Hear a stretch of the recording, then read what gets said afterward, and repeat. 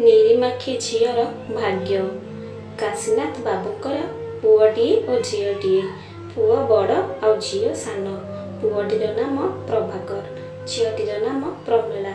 प्रमिला ता बापा मांकर अति अलिअली झीओ। प्रमिला को जन्म देई ता माँ चिरदिन पाई ए संसार छाड़ी चलीगले। तापरे से काशीनाथ बाबू पिला देहु सरकारी स्कूल में पाठ पढ़ाइले। बेस आराम रे पिला माने भी थांती। बाबा भी तांको पिला मानकु भड़ी की भड़ी रंग बेरंगर पोशाक पिंधिबाकु दियंती, भल खाइबाकु भी दियंती। एपरि कि माँ भली पिला मानकर जत्न मध्य नियंती। पुओ प्रभाकर अपेक्षा से काशीनाथ बाबू झीओ प्रमिला को खूब भल पाती।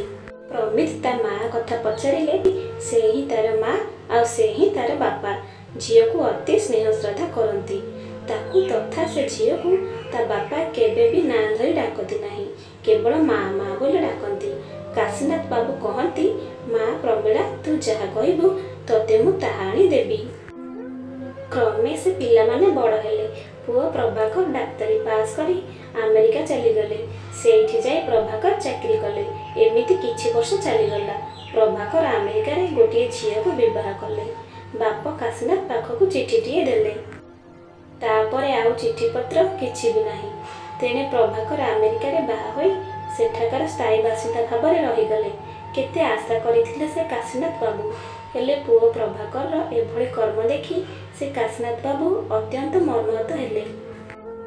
तांको न पचारि पुओ तांकर केते बड़ भूल न कला एभଳି भाबी भाबी शेषरे काशीनाथ बाबू पागल होईगले। दिने राति रे काशीनाथ बाबू तांकर घर छाड़ी केउआड़े चलीगले, आउ केबे भी फेरिले नहीं। बापा और भाई केउआड़े चली जीवन देखी प्रमिला एकदम निसहाय होई पड़िला। तापरे से अनेक कांदिला। सेतेबेले से प्रमिला को तो मात्र 20-21 वर्ष बयस। से गाँव रे भी तार माउसी घर। माउसी को छाड़ीदेले से प्रमिलार आउ निजर बोली केही भी नाहंती। तेणु से प्रमिला ता माउसी घरे ही रहिला। कथारे कहती, माँ अधा माउसी और बाप अधा पिओसी, किंतु से प्रमिलार माउसी माँ नुहे बरं गोटे कारण बुणी।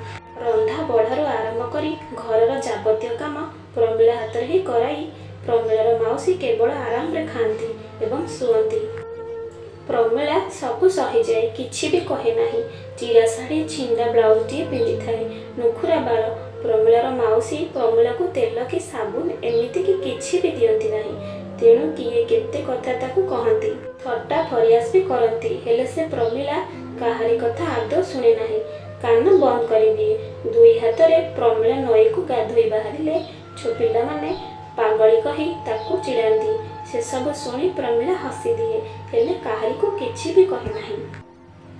ता बापा कथा मने पकाई प्रमिला बेले बेले कांदे, पुणी लुह को पणतरे पोछि दिए।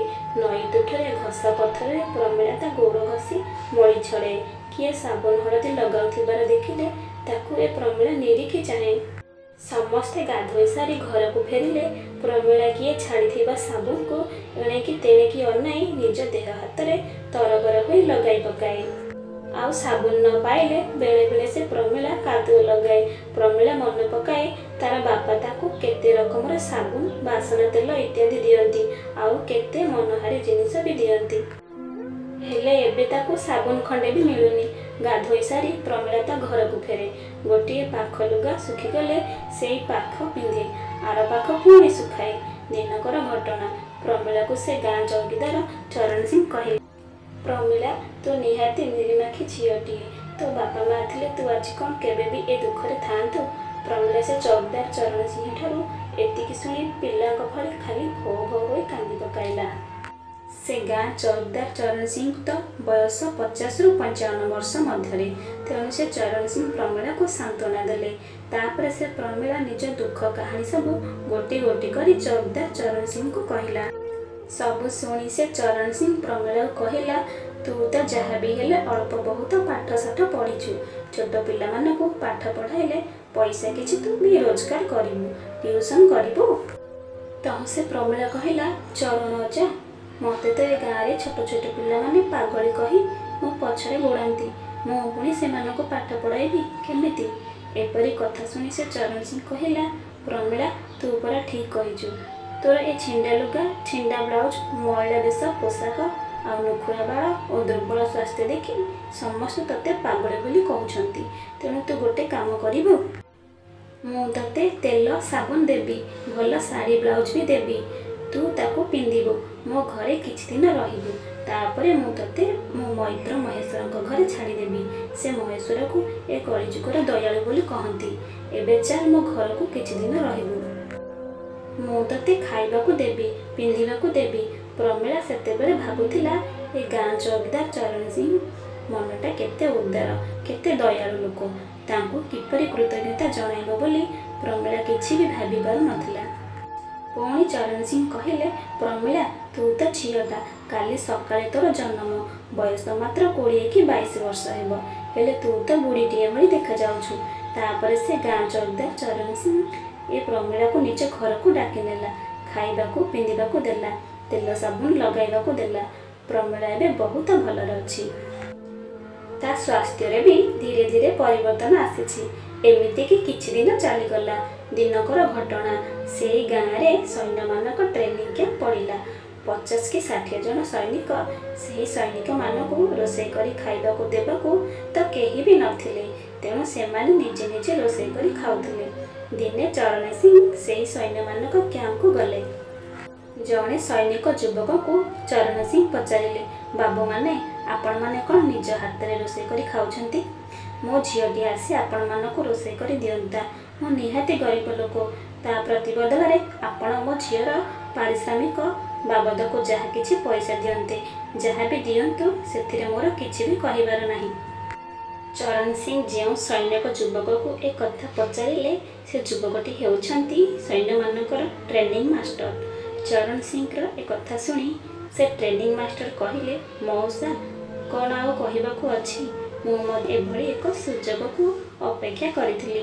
ମନେ ମନେ ଭାବୁଥିଲି, କେହି ଗରିବ ଝିଅଟିଏ ଯଦି ଆମକୁ ଏଇ ମାସେ 2 ମାସ ରୋଷେଇ କରି ଖାଇବାକୁ ଦିଅନ୍ତା, ତେବେ ଖୁବ୍ ଭଲ ହୁଅନ୍ତା। ତାହେଲେ ଠିକ୍ ଅଛି ମଉସା, କାଲି ଆପଣ ଆପଣଙ୍କର ଝିଅକୁ ସାଙ୍ଗରେ ଧରି ଆସନ୍ତୁ। ଏଣେ ସେ ଚରଣ ସିଂ ମନ ବହୁତ ଖୁସି। ଚରଣ ସିଂ ପ୍ରମିଳାକୁ ଏସବୁ କଥା କହିଲେ। ପ୍ରମିଳା ବି ଚରଣ ସିଂଙ୍କର ଆଦେଶକୁ ଶିରୋଧାର୍ଯ୍ୟ କରି ଚରଣ ସିଂଙ୍କ ସାଙ୍ଗରେ ସେ ଟ୍ରେନିଂ କ୍ୟାମ୍ପକୁ ଆସିଲା। ସୈନିକମାନେ ପ୍ରମିଳାକୁ ଦେଖିଲେ, ହେଲେ ସେ ଝିଅ ନୁହେଁ, ବୁଢ଼ୀଟିଏ। ସୈନିକମାନଙ୍କର ଟ୍ରେନିଂ ମାଷ୍ଟର ଯୁବକ ଏସବୁ ଦେଖିଲେ, କହିଲା, ଏ ତୁମ ଝିଅ ନା ମା? ଏକଥା ଶୁଣି ଚରଣ ସିଂ କହିଲେ, ଯାହା ଆପଣ ଭାବୁଛନ୍ତି। ଝିଅ ବୋଲି ତ କହିଲି, ହେଲେ ଆପଣ କ'ଣ ତାକୁ ମା ବୋଲି କହିଲେଣି? ଝିଅ ଆଉ ମା କ'ଣ ଏକା କଥା? ଝିଅମାନଙ୍କୁ ଶ୍ରଦ୍ଧାରେ କେବଳ ତାଙ୍କ ବାପାମାନେ ହିଁ ମା ବୋଲି ଡାକନ୍ତି। ଏଥିରେ ସେ ଚରଣ ସିଂ କିଛି ବି ଭାବିଲେ ନାହିଁ। ସେହି ସୈନ୍ୟମାନଙ୍କର ତ ଜଣେ ସ୍ତ୍ରୀ ଲୋକ ରୋଷେଇ କରିଦେବାକୁ ନିହାତି ଆବଶ୍ୟକ ଅଛି।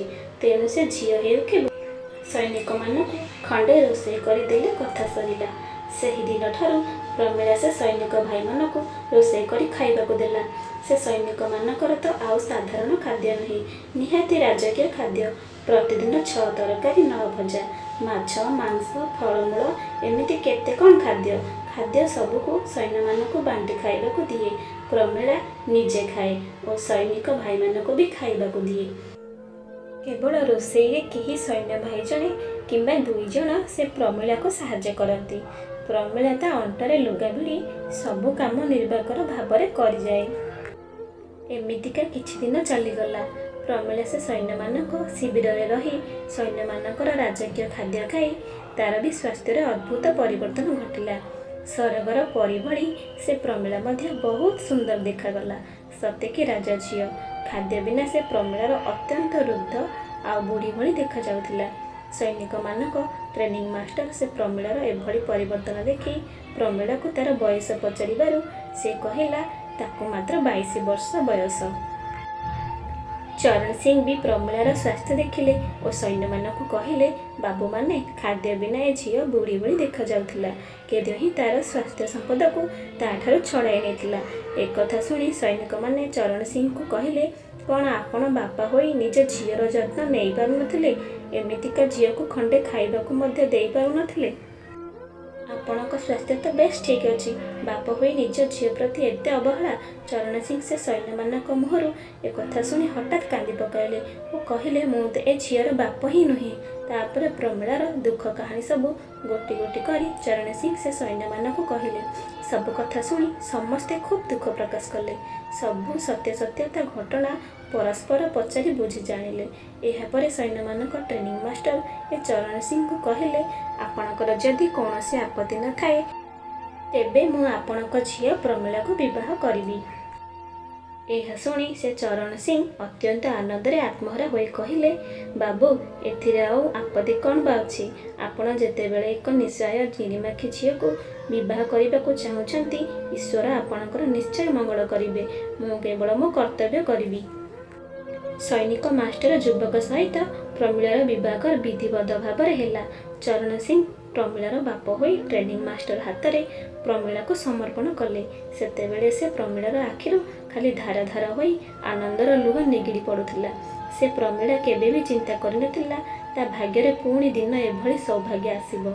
से सैनिक मास्टर को विवाह करी प्रमिଳା घर संसार करी अति सुखरे रहिला। साधारण जड़े गाँ चौकीदार निस्सहाय झीर प्रति एते बड़ कर्तव्य कले। बापर कर्तव्य करी से चरण सिंह प्रमिଳା को विवाह देले। अथच प्रमिଳାर अति आपणार रक्त संपर्कीय माउसी प्रमिଳା को सातपर कले। शेषरे से गाँ चौकीदार को समस्ते धन्य धन्य कहले। आपण मानक जदि ए कहानीटी भल लगी थाए गोटे लाइक करंतु, शेयर करंतु, प्लीज चैनल को सब्सक्राइब करंतु। धन्यवाद।